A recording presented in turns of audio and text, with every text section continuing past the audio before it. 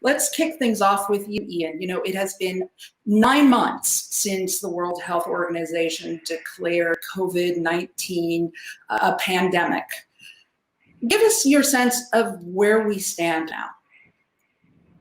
Well, this is the biggest crisis of our lifetimes, and it's kind of astonishing that from a global perspective, there's been virtually zero coordination. The G7 didn't even meet this year. The G20 did, but has been completely absent in terms of action. The U.S.-China relationship is considerably worse than it was before. And indeed, there's a lot more geopolitical tension around the world, in some cases accelerated by coronavirus. So that's the bad news. The good news is that governments around the world acting themselves nonetheless had similar playbooks economically and largely read from it. And so whether we're talking about, countries in Asia or in Europe or in the Western Hemisphere, the ministries of finance here, the Department of Treasury, all putting enormous amounts of cash out over the course of 2020, helping to ensure that the worst was not borne on the backs of working and middle classes. Now that's starting to become a problem. On the healthcare side, though, the responses have been all over the map. And as we've seen in the United States and Brazil and the United Kingdom, a lot of governments you expected would have done really well really didn't, because the virus got politicized, because they didn't lead with science, and because they weren't really fast to respond. And that's perhaps been the biggest disappointment over the course of the year. Now, as we look to 2021, great news in terms of vaccines we'll be talking about today, but the economic news is becoming increasingly challenging. And whether the governments are capable of stepping up is a big and open question.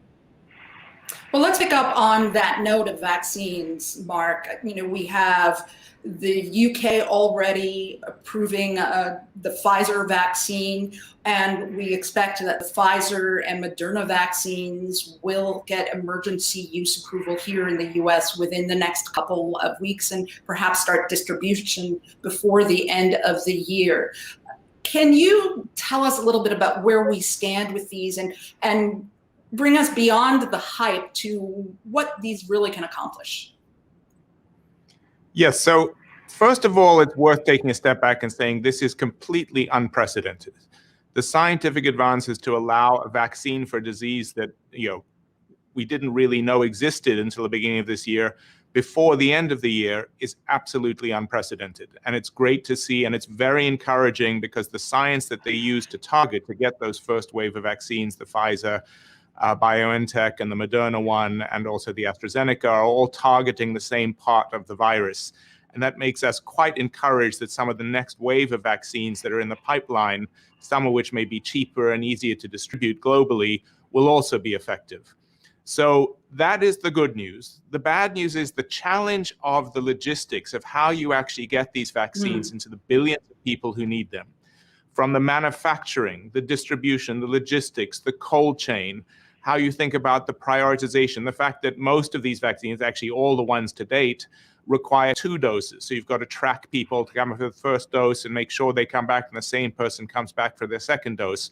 So that's pretty unprecedented, but it's doable. The world has experience in how you do this, particularly in areas where the Gates Foundation works in the developing world, where we have been doing this around antiretrovirals and HIV/AIDS, around regular vaccine programs through the Gavi Vaccine Alliance.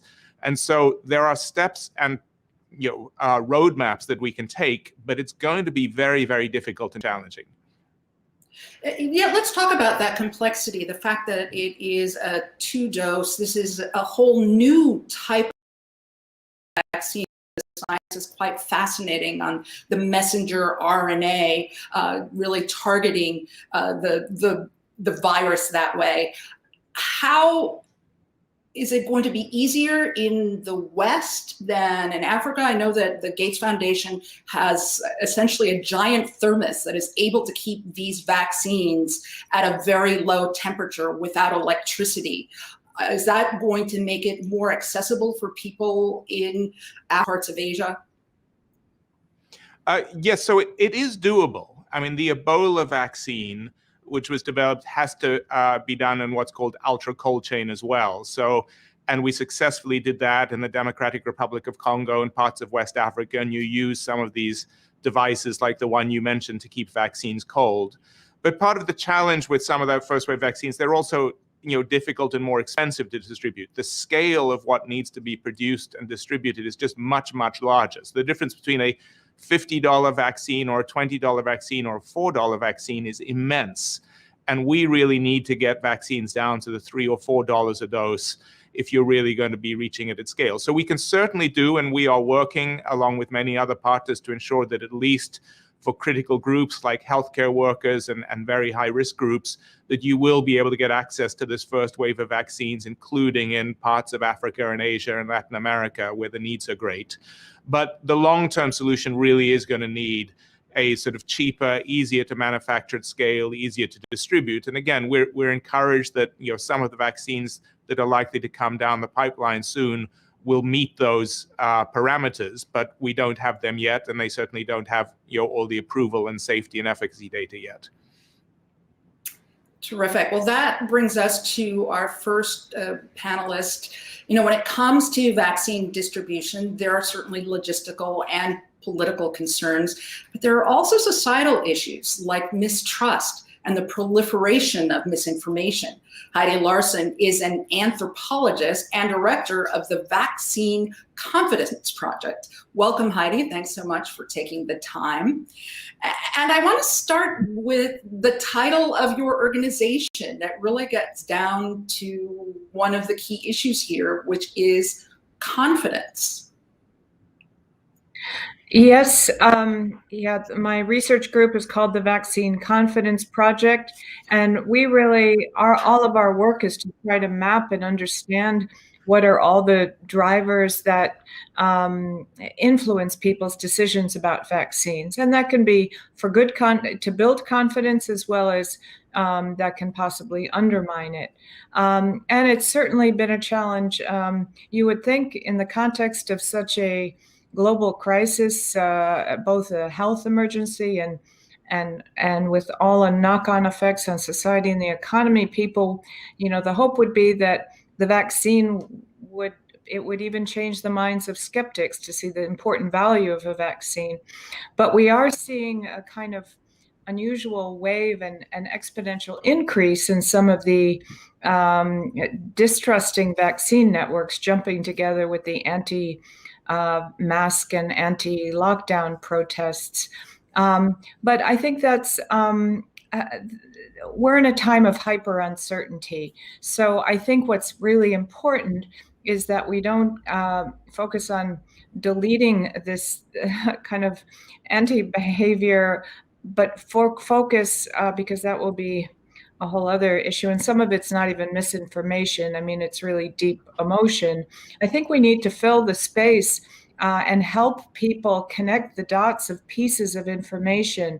We have not only a complex environment in terms of every day, we don't know what the guidance is going to be next in terms of, just the COVID response, but now we're getting, particularly in recent weeks, pieces of information about these new vaccines. Now, this could be, on the one hand, is a huge opportunity for vaccine confidence more broadly, because I don't think we've ever had such an opportunity to bring the public along to learn about the journey of what it takes to make a vaccine. It's something that I think we've needed for a while, and here's a real live, real-time opportunity. And I think we need to kind of turn these bits and pieces of information into one coherent story and bring the public along on this journey. A little bit here, a little bit there, and filling in the space themselves. And that creates an anxiety and the whole speed of it. In fact, the speed of it is actually something to celebrate because it's about technologies. It's not about shortcutting safety processes. And yet people, that's one of the things that does worry people, that this may have been rushed and that the people who are getting this who've already, the thousands, tens of thousands of people who've been in the trials are going to be guinea pigs, because we really don't know how long it will last. We don't know if it will prevent you from actually still spreading the disease. But one of the things that is interesting to me, you talk about building confidence. It was just about a year ago, I was hearing Paul Farmer talk about dealing with this in Africa with Ebola. And one of the things they had to deal with was,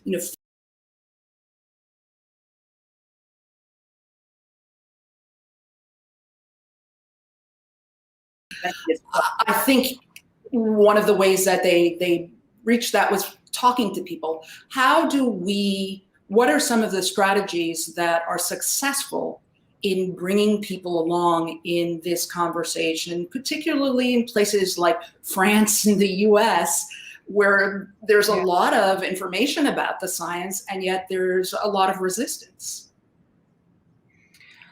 Well, I would be what's interesting, I was going to say wouldn't start with the most anti-extreme groups in this. I think what's interesting in the pieces of misinformation out there, even the ones that are motivated by trying to undermine trust in the science, the misinformation, we've just done a recent control trial on this, the misinformation that looks like science, that has pieces of scientific looking images, are much more influential on people and will have more impact to either reduce or increase, but in the case of misinformation, influence people more than just emotional images.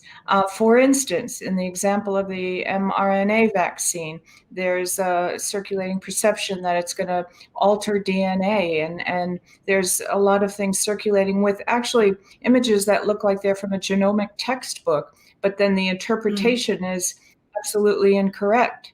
But I think what we need to do is get the story in there that explains things and really flood the space with the right story. And we're not there enough. And I think that's part of the problem right now is filling the space with something that's coherent, something that makes sense, and something that connects the dots so people see where we're going, rather than parceling out a little bit at a time, which I think from a scientific perspective, that's the way things are moving. But I think from the public perspective, particularly in a number of communities, that, are they giving us this piece because we're not sure if we trust that?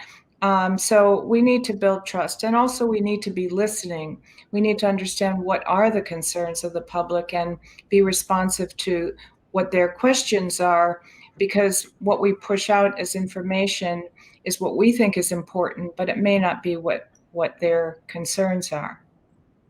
Do you think once people do start getting the vaccine, that will help convince people? I spoke with an African-American doctor who said she participated in the Moderna trial because she wanted to be able to tell her patients, look, I rolled up my sleeve and I had this injected in me. I think that's going to be very impactful. I mean, people have literally are saying, I'm going to wait for the next guy to get it, and then that'll influence me. And I think the more we get that chain, that momentum going, I think that will be really valuable. And I'm confident that if we get that right and bring people along, and then also make sure that the people who are getting vaccinated, we have a plan to help, make that visible and encourage them to share that news. Does the fact that the vaccine might have side effects for some people, I mean, I can tell you my own personal experience. I recently did the Shingrix and the booster, and I felt lousy for a few days afterwards. I don't want to get shingles though, and I know people who have, but for me, it made me a little, I was a little reticent to get that second booster, knowing I was going to feel lousy again. Well, that is one of the, even though we've had no serious side effects with any of these vaccines, since the start. There are some mild and there's fatigue, and you don't feel great for some of them, and not for everybody. Again, it depends on how the person tolerates it, but I think that's something we need to let people know. But you do get over it. It's the initial. It's not that different from what sometimes you feel with a flu vaccine. It kind of, but as you say, you have to put that in the perspective of what COVID is. Exactly. Well, let's open it up to our audience. Time now for our first audience poll. And we're asking, how likely are you to receive the COVID-19 vaccine when you are eligible? The choices are very likely, somewhat, not likely. We'll have your results in just a moment. But let's bring back in Ian and Mark. Ian, do you think that the politics surrounding the vaccine may also have contributed to people being more skeptical? A little bit, but frankly, I'm much less concerned about that part of it than I have been over the last year. I've got a mask here, and you've seen how much that's been politicized in the United States. It's your choice. Do you want to wear it? Not. You're showing loyalty for Trump, and some people think that means you shouldn't wear a mask at all. That's not just in the U.S. When we talk about the vaccine. We've also seen that. I know it's all over the world. I get it. I'm just saying that I do believe that the idea of a vaccine, we haven't seen political figures that matter come out publicly and say, I'm deeply skeptical about this, in a way that there has been a lot of politicization in many countries around treatment and around masks and around social distancing. I think this is different. I also think it's different because social media does a better job of taking down, obviously, conspiracy theories and false news when it comes to science, when it comes to a vaccine, as opposed to election fraud. When it comes to politics, it's a much harder thing for a Google or a Facebook to say, or Twitter to say, we've got a problem with this post, but not this one from a different political figure. That's clearly a problem. We know there's anti-vax sentiment out there. We have to do a better job. It's great that we see Presidents Bush and Obama and Clinton all saying that they're going to roll up their sleeves and actually get these vaccines on television. I think that matters. They wouldn't have said that about election fraud. It is different. And in order for us all to come back together, the point that's being made, we're all going to have to show, influencers are going to have to show that this is something that is not only okay, but it's a requirement. If we want to get society back as fast as possible, as healthy as possible, and the economics back, we have to take these vaccines. Let's talk about that requirement, Mark. I was listening to some officials from Intermountain Healthcare, and they're going to be in that first wave to get them for their healthcare workers. They are not going to mandate it. Do you think that we should or we should not mandate the vaccine? Would that make people more reticent if it's mandatory? Yeah, so this really is about two sets of things. One is making sure the regulatory process is effective and trusted. In the end, you've got to rely on regulators. That's why they exist. That's why we go through all these protocols. That's the science and the technical side. And then, as Heidi said, it's also a very emotional set of issues. So back to your example of the doctor who was in the Moderna trial, so much of this is really about local trusted validators. When we do global vaccine campaigns, for example, the polio vaccine campaigns in Africa, and this year is the year that we finally had Africa declared wild polio virus free. It was one of the big global health successes amidst all these global health challenges. We used religious leaders, community leaders, other local validators. It's not necessarily the medical leaders or the professionals who are the key people. It's, who do you trust in your community? Who are the validators? And then how do you build that critical mass? And I think it's much more about that. It's combining the trust in the science and then with the local trusted validators rather than anything, the sort of discussions around mandates. Really, it's who do you trust and how do we make sure the trusted people become the right spokespeople early? We're getting our poll results in, and it is 82% very likely, 14% somewhat, 2% not likely. We're likely preaching to the choir here with this group, Heidi, but what does that tell you? Yeah. I was just we do global research on different sentiments around the COVID response more broadly, but particularly the COVID vaccine and in waves. And that pretty much lines up to where India is. It's the most, India and China, that looks pretty much like the lineup, but that is an outlier in the global work. It's quite varied. Actually, DR Congo had the strongest amount of disagreeing and absolutely not going to take it, followed by Pakistan. Yeah, followed by Pakistan and Nigeria, which we know where we've had troubles before. But DRC, I mean, we've been working a lot there on community engagement, rumor management, trust building around Ebola vaccine trials. And it's a complex environment at multiple levels, politically, conflict, there's violence in some settings. And so it's complicated there. But I think overall, most of the countries are hovering about what they could do herd immunity if those maybe I'll do it turn to I'll do it. We'll get to herd immunity or community immunity. But, it's fragile and we can't risk kind of letting ourselves be vulnerable to kind of anti-sentiments or shocks in the system. And I think we need to be really vigilant. I think we do have a choir here. I don't think we're but that's good to hear, and it's heartening. And I think the more we can, and when you see, it's interesting, the whole psychologically, when you see, 83% here are going to take it, maybe I will take it after all. We're creatures of herd behavior. Sometimes I talk about herd immunity or herd mentality. I mean, we do follow others. And if we get enough of a movement going, now that movement can be also quickly disrupted if something doesn't go well. But I think the thing is, we're not going to have the vaccines tomorrow. We see that we're approaching rollout. Now's the time. We've got to get out there. We've got to engage community leaders. I mean, I live in Hackney in London and across from a huge Nigerian church, which reminds me of all of our polio days in Nigeria. But their if I could go, I got one or two people in that church across the street, you'd have a couple thousand people. That influence or effect. Yeah. And I think that, you don't have to go halfway around the world to find community influencers.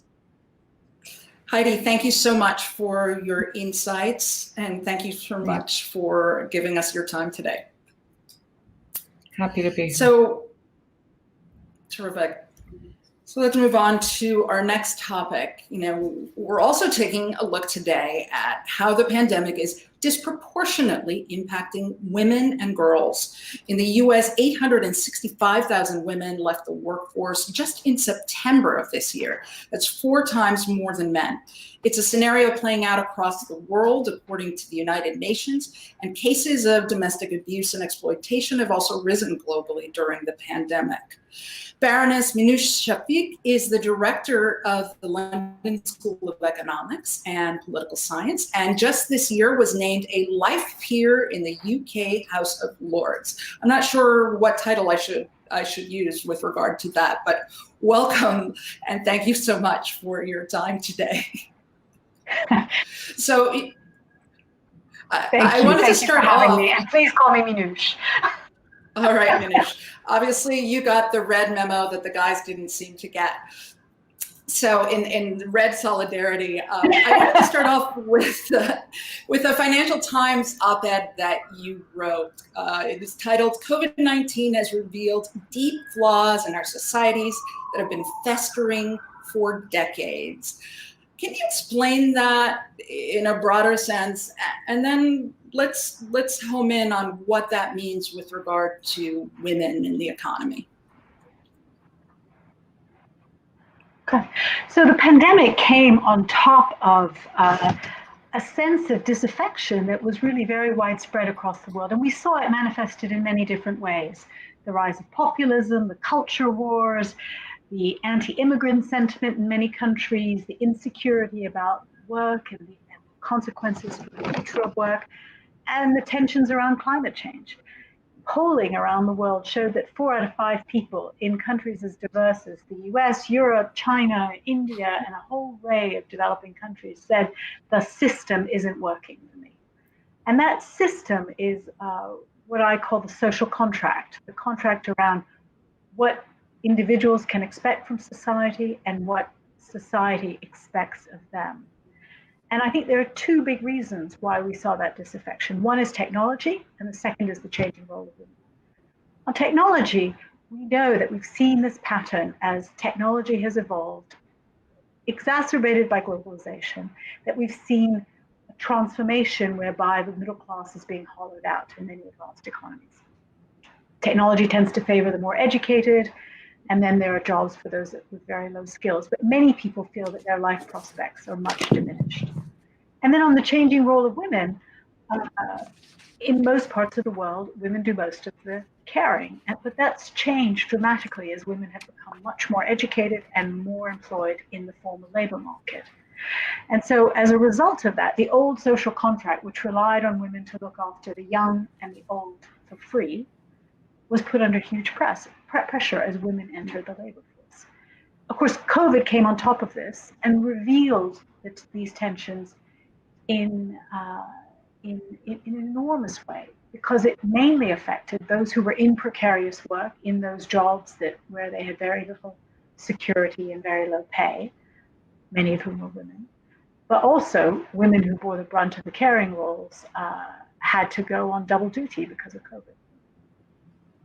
Yeah, there are women who are in jobs that they can work from home, and yet for a number of them, they just couldn't handle having their children at home and possibly also having an elderly parent who they have to care for as well. So there have been a number of women who have stepped away because of that. Are we in danger of losing these women long term? And what does that mean for the economy?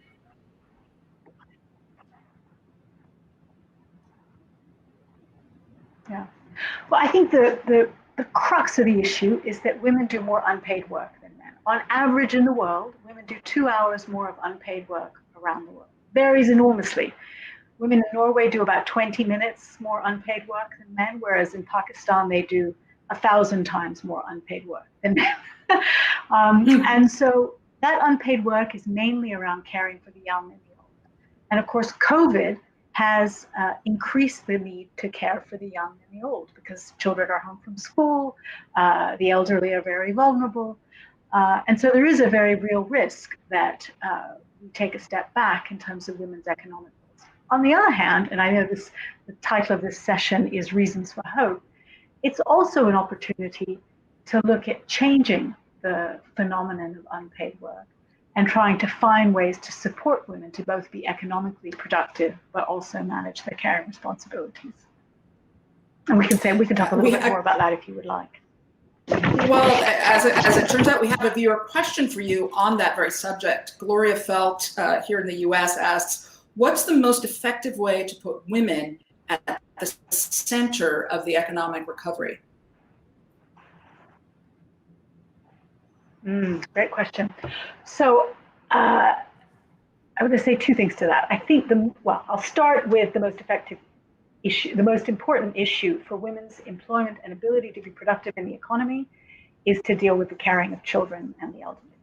And so finding mechanisms through public support of childcare and public funding. In the US, it would help if there was a federally mandated parental leave. The most progressive countries have made that parental leave available to be shared. So, for example, in Iceland, a couple gets 7 months of parental leave for the woman, 7 months for the man, and 7 months to be shared between them. And if the man doesn't take his 7 months, it's lost. And so deliberately trying to balance the responsibilities for caring for young children more evenly. And secondly, to deal with caring for the old and finding mechanisms to provide a safety net so that people who are elderly know that some element of social care will be borne and paid for by society, rather than assuming that women will do it for free. I think if you address those two issues, there could be huge benefits. If I may, I might just give you a historical example of the potential impact. If you look at, start from 1960, 94% of doctors and lawyers in 1960 were men. Fast forward 50 years, 62% of doctors and lawyers in the US were men. Why? And what happened? Of course, women started to enter those professions. And that phenomenon of women entering professions in which they hadn't traditionally been in can explain between 20 and 40% of the productivity gains in the US economy over that 50-year period. That's a phenomenal number. And where does that productivity gain come from? It comes from drawing on a wider pool of talent. Rather than only drawing your doctors and lawyers from white men, suddenly you were recruiting doctors and lawyers who were women, Black, and ethnic minorities, who were more talented than the previous cohort. And that's what generated those productivity gains. So this is not, I often say, this is not politically correct equality speak. I'm talking hard-nosed economics. How do we get more productivity? We get more productivity by using all of the talent in our economy. Well, one of the hard-nosed economic issues in this is that a lot of women of color and people of color work essential jobs that we took for granted. Hourly wage, oftentimes doing childcare on a cash basis where they don't get benefits. And normally in times like this, their wages would rise, and they have somewhat, but do you see a momentum coming out of this to recognize those workers and to bring them in and really recognize their essential service? And, you know, I know that there are pushback from small businesses that say, listen, I can't raise my wages to $20 an hour. That would just bankrupt me. But, you know, large corporations are feeling some of the pressure, but they don't seem to be quite there.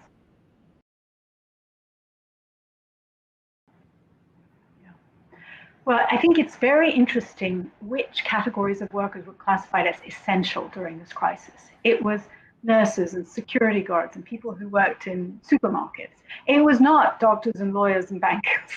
And suddenly you realize who we needed for our societies to function. And yet, ironically, many of them were the lowest paid and, as you say, on precarious work contracts. We've had a huge the 80s to having more flexibility in our labor markets. And I'm an economist. I believe in efficiency and productivity, and more flexibility in the labor market is a good thing for that. But I think the pendulum has swung too far.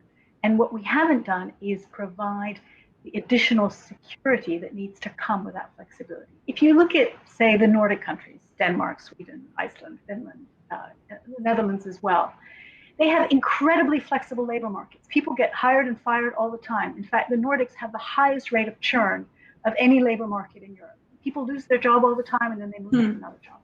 The reason they can sustain a high rate of flexibility is because people know if they lose their job, they'll get pretty generous unemployment for over a year that is pretty close to their previous wage, so they can sustain their standard of living. They also know that they'll get a lot of training to get them into a new job very quickly. And they know that if they don't accept that new job, their benefits will diminish. And so the system is flexible, but also very generous and very assertive about getting people back into work. I think that's a much better balance than what we've got at the moment, where people are in incredibly precarious situations and, as a consequence, insecure and at risk. Mark, I want to bring you back into the conversation here, because for the Gates Foundation, gender equity is very important. Melinda Gates has talked a lot about that and how empowering women ultimately does empower the economy. Do you worry about some of the fallout that we've seen from the pandemic really setting that cause back?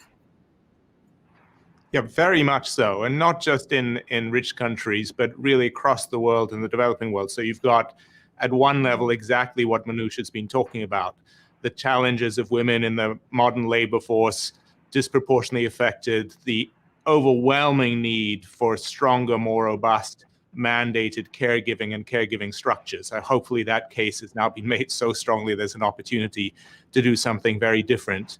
But also across the developing world, you've seen the setbacks that have happened to just regular access to healthcare for women seeking childcare or maternal care and antenatal care because COVID disrupted that disproportionately. You've seen support going away from women farmers or other categories of workers across Africa and Asia.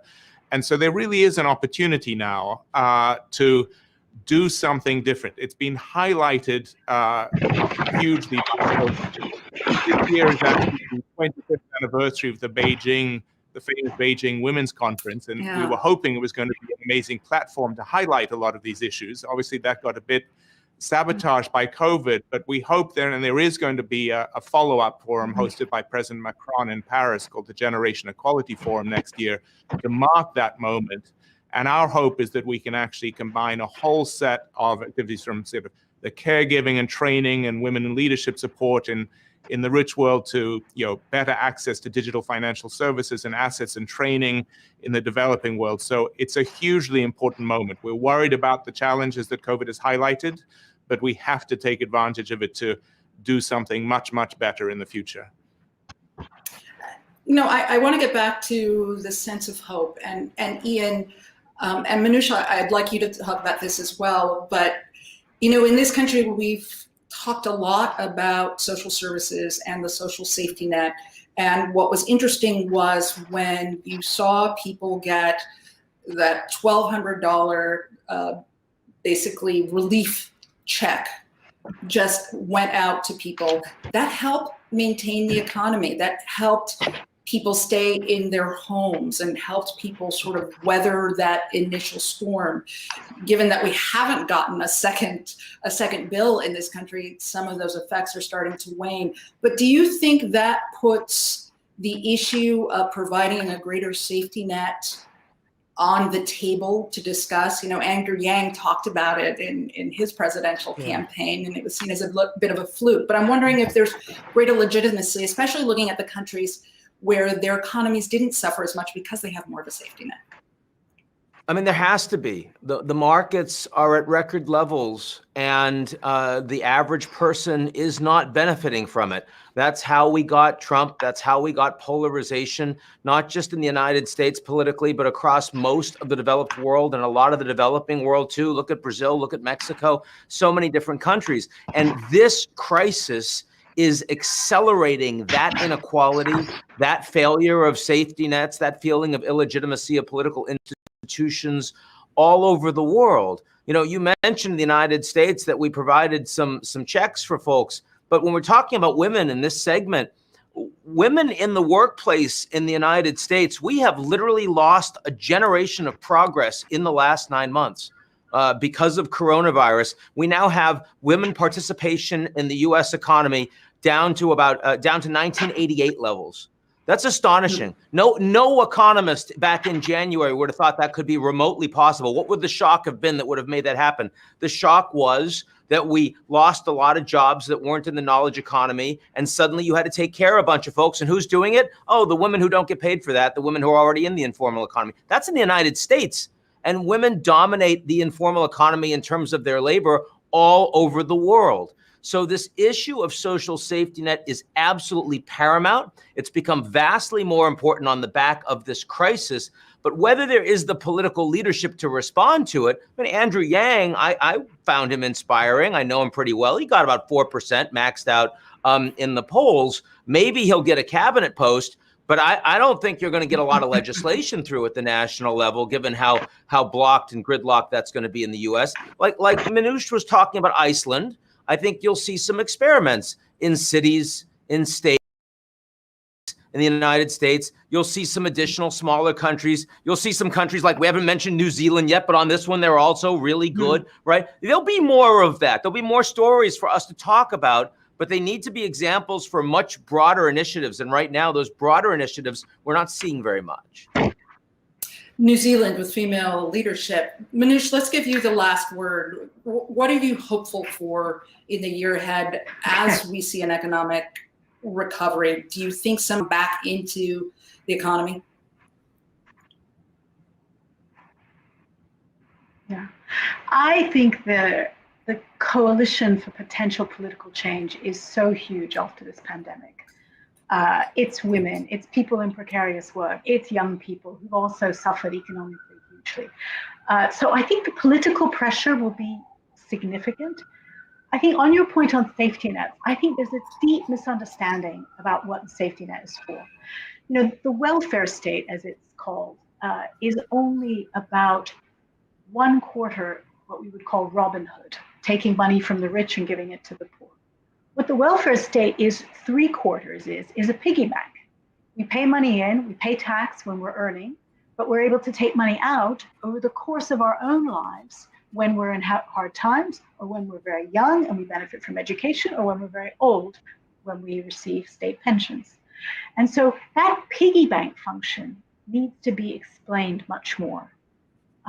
And that's what the safety net is for. It's a piggy bank for all of society. So when the fluctuations in the overall economy, but also in our own lives occur, that we have somewhere to go. And I think that good political leaders will explain that.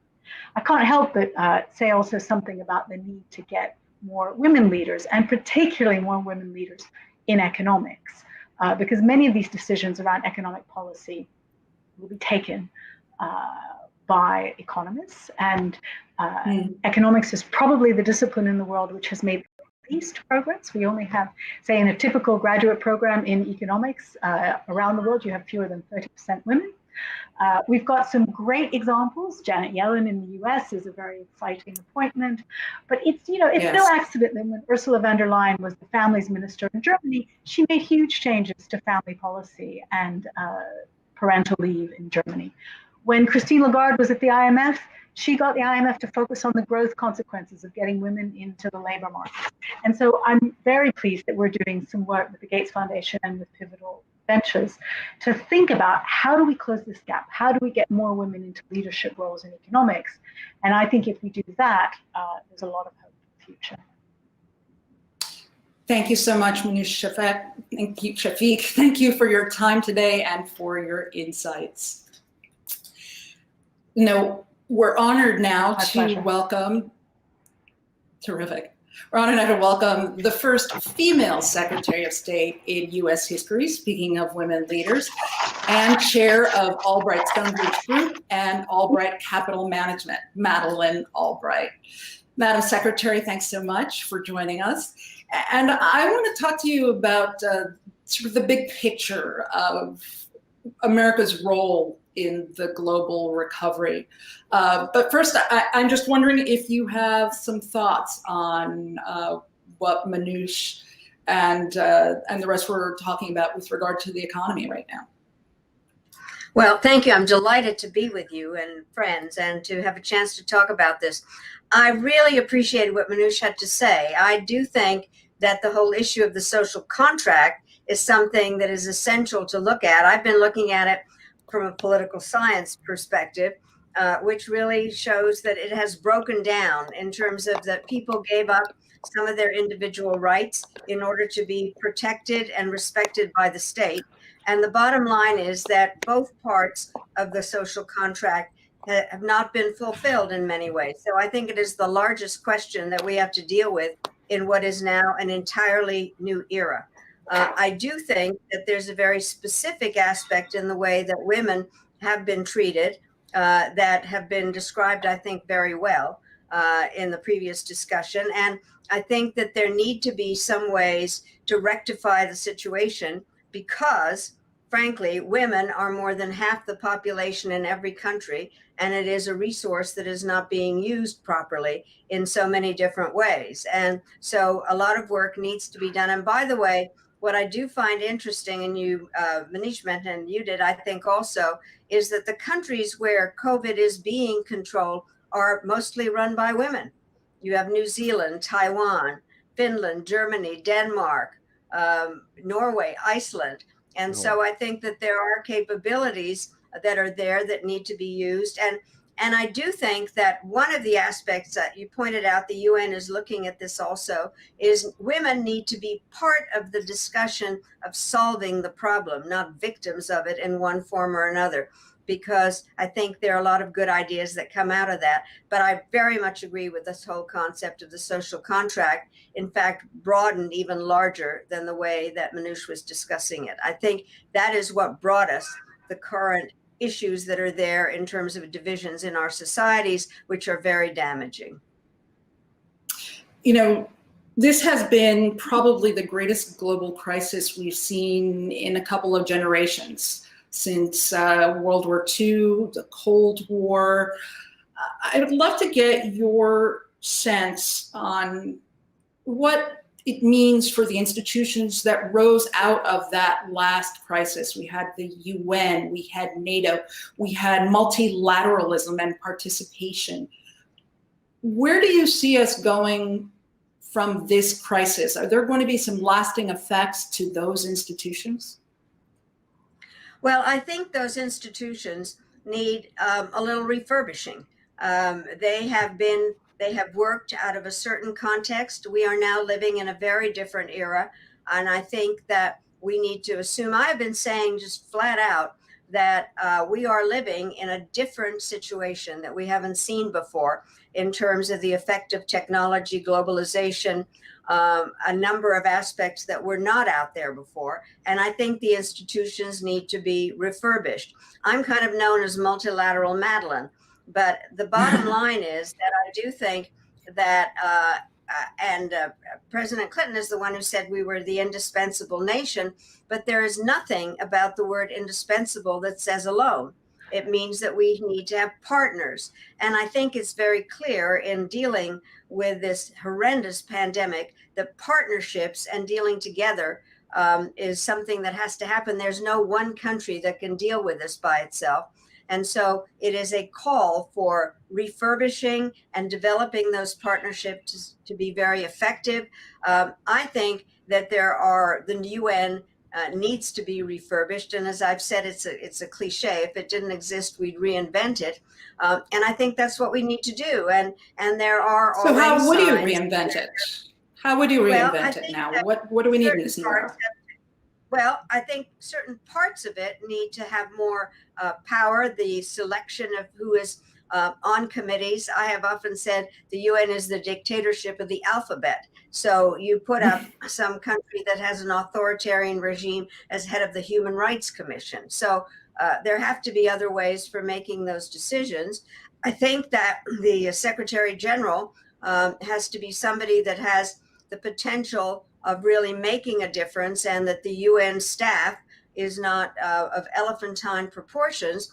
And the US cannot dictate by, I can tell you my own experience of having been ambassador there.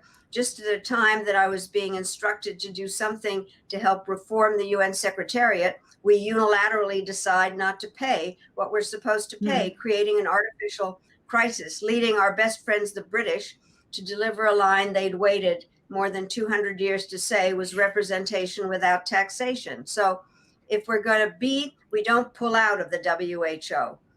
We stay there at the table in order to try to figure out what it can do, and not talk about the importance of sovereignty all the time, but understand that sometimes you have to give up a little bit of sovereignty in this new situation to get some solutions. To a great extent, the US, in sort of saying America first, the current administration relinquished some of that role of leadership on the globe. What's if you were going to refurbish the multilateral partnerships, does the US have to be in the driver's seat? And what's a better, more sustainable way to be able to move forward? I think the U.S. does not have to be in the driver's seat, but the U.S. can't be AWOL. I think that we need to play our part. We need to understand how to be partners and decide that, by the way, compromise is not a four-letter word. And so I think it's very important to look at how agreements can be made. I also do think the following thing that I've been advocating for a long time. The UN and other organizations need to recognize the role of the private sector. And I'm not just saying that because I'm sitting here with the Gates Foundation, but there's no question that foundations have made, the private corporations have made a difference, and there need to be at the table early, not just to kind of pick up the pieces when things are not working, but to be there as part of the decision-making process. And I have advocated that for a very long time in terms of the contributions, both in the way of thinking and operating and having public-private partnerships. I believe that's another part of the refurbishing process. We have a question from a viewer, David Rickenbach in the US, and he asks, what are the tools for restoring public trust in institutions and government? And I would say that's not just a question for here in the US. I think that it does depend on a lot of different aspects. One is transparency. I think that is a very important part. Also ways of trying to explain. One of the real issues that's out there now is what is information? How do people get their information? All of a sudden, this living in a world of alternative facts makes life very different, but transparency is very important. Answering questions, having governments that actually listen and talk to their people, and develop an understanding that a lot of solutions come bottom up, not just top down.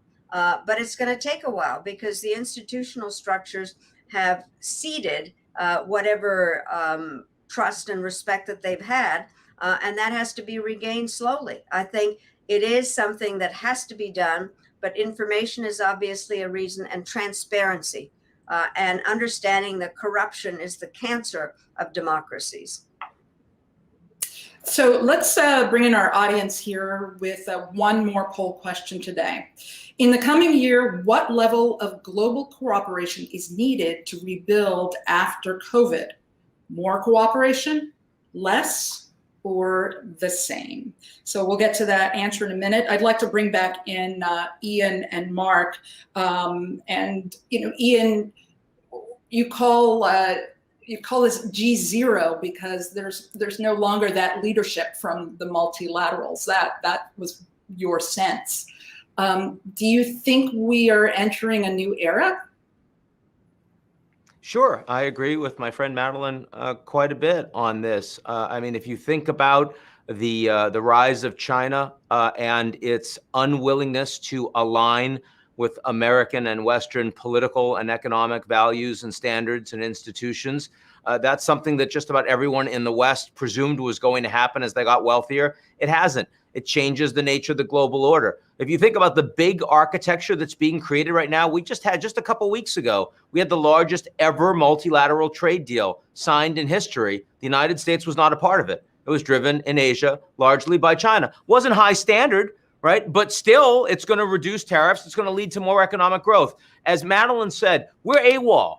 We can't be AWOL on a deal like that. It's not okay. We can't be AWOL from the World Health Organization in the middle of a pandemic. That's honestly an obscenity. Now, there is an opportunity here because the Biden administration is going to throw away America First. And, they are going to rejoin multilateral institutions. They'll rejoin the Paris Climate Accord. They'll get back involved in the WHO and the COVAX initiative. I feel pretty confident they'll join as well. Lots of other things we could point to as well. But we have to recognize that it's not just about one president. There were an awful lot of Americans that were saying, hey, this free trade stuff doesn't work for me. Hey, this United States acting as global sheriff doesn't help me. The United States being, an example, an exemplar, the indispensable nation that other countries would look at as a beacon. And if we don't even believe in our democratic institutions ourselves, why would other countries look at the US and say, we want our political system to run like that?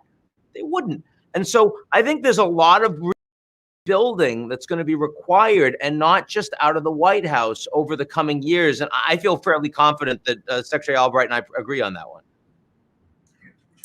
Secretary Albright, I bet you do. You know, well, definitely in terms of the rebuilding, and I think we do have in the Biden administration those who want to listen, have a certain amount of humility, and are not going to go around saying our way or the highway all the time. But we do need to recognize there's a lot of work to do. And by the way, we need to explain how domestic and foreign policy go together, that the farmer that lives in the middle of the United States does want to know what our trade policy is and how to work, and the transparency that's required for that kind of a discussion. By the way, Ian and I got the blue memo. There you go. There you go. You know, Mark, I wonder about, you know, for NGOs, it's always treacherous to deal with different governments. You know, you're sometimes dealing with governments that aren't necessarily leaders, and yet you still need to deal with them. Are there things that we can take from NGOs that can help us understand a little better about how to sort of get back to this global cooperation? Well, if you pull back just to where we started the conversation, you know, the role of government is absolutely essential if you're going to deal with the wider issues of the sort of social contract and obligations to citizens in any country, especially the poorest, the neediest, the women that we've talked about.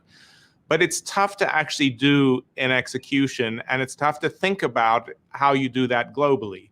So Madeleine and Ian have both talked about the US re-engaging globally, and that's great, and I expect we will see it from the Biden administration.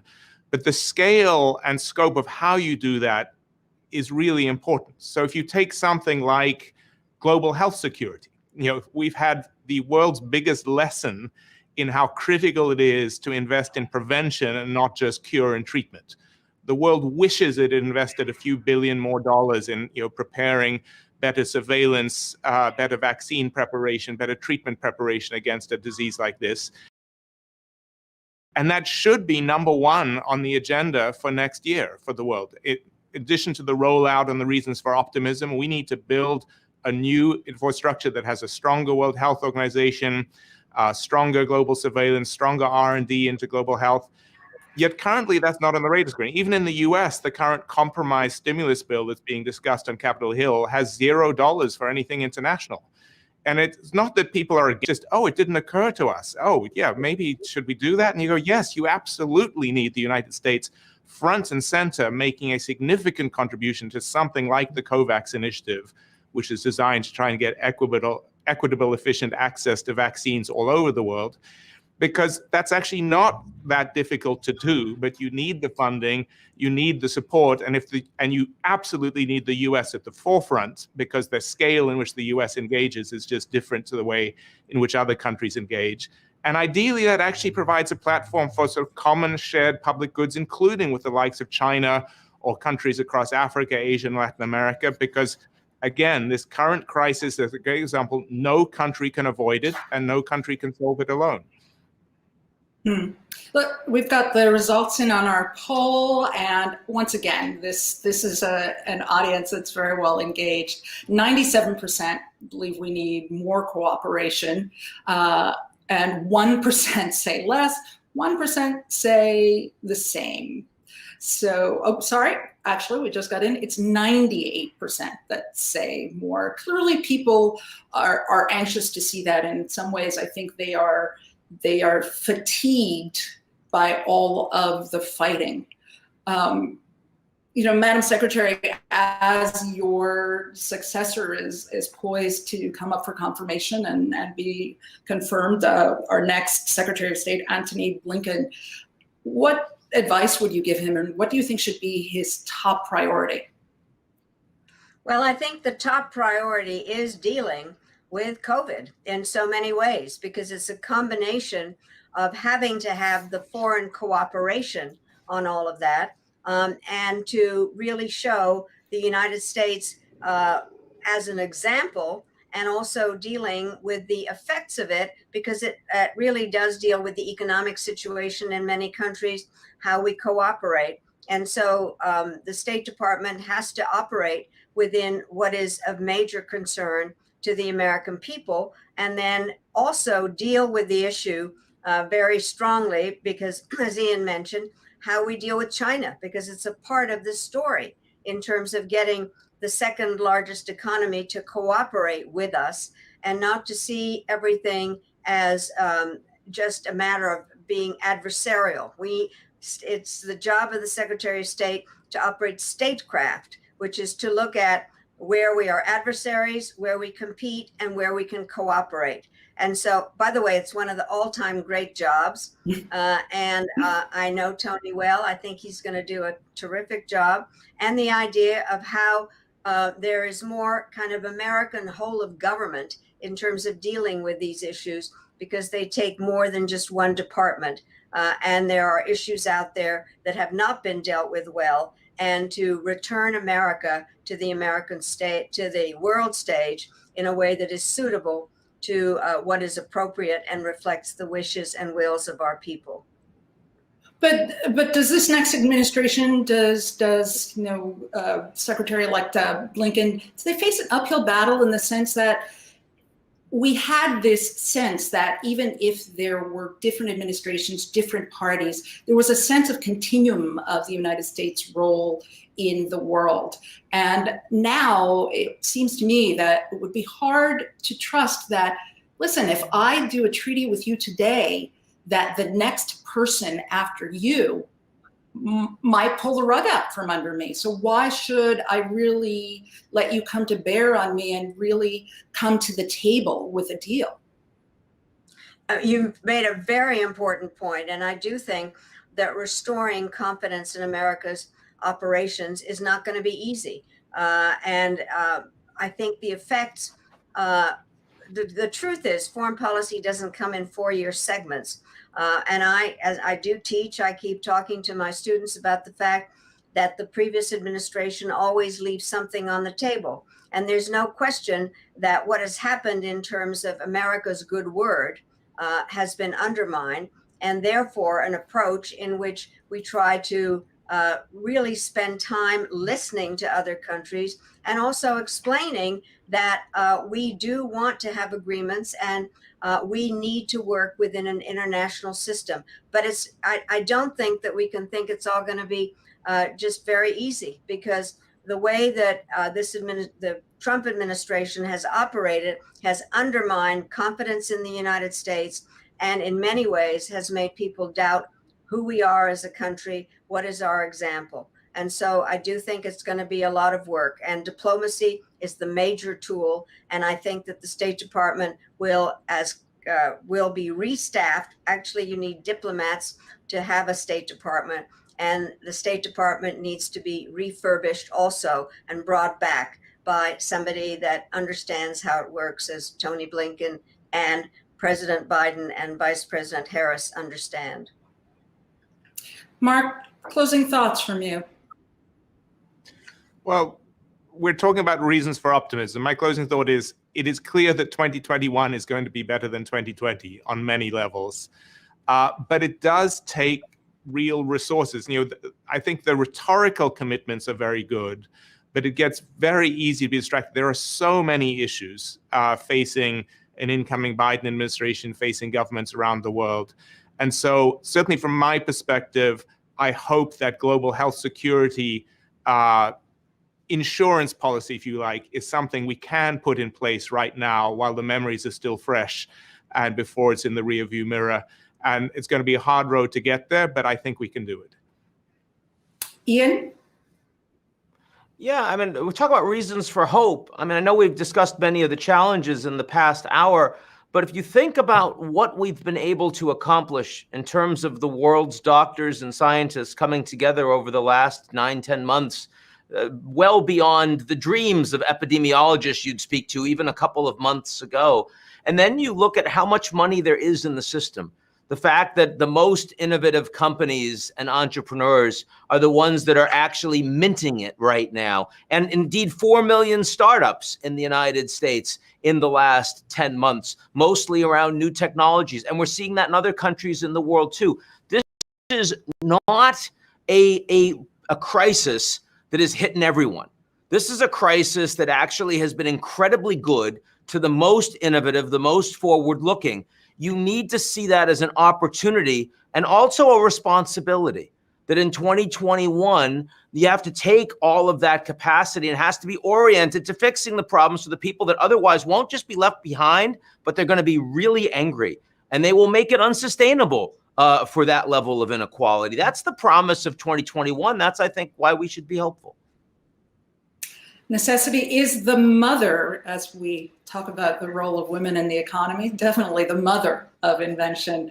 Mark, Ian, and Madam Secretary, thank you all for your thoughts and time today. And thank you for joining us today. If you'd like to learn more about the Gates Foundation, you can sign up for their newsletter, The Optimist. Just head to gatesfoundation.org/The Optimist to subscribe. I'm Bertha Coombs. Thanks again for watching. Stay safe, stay healthy, and stay hopeful in the year ahead. That's good.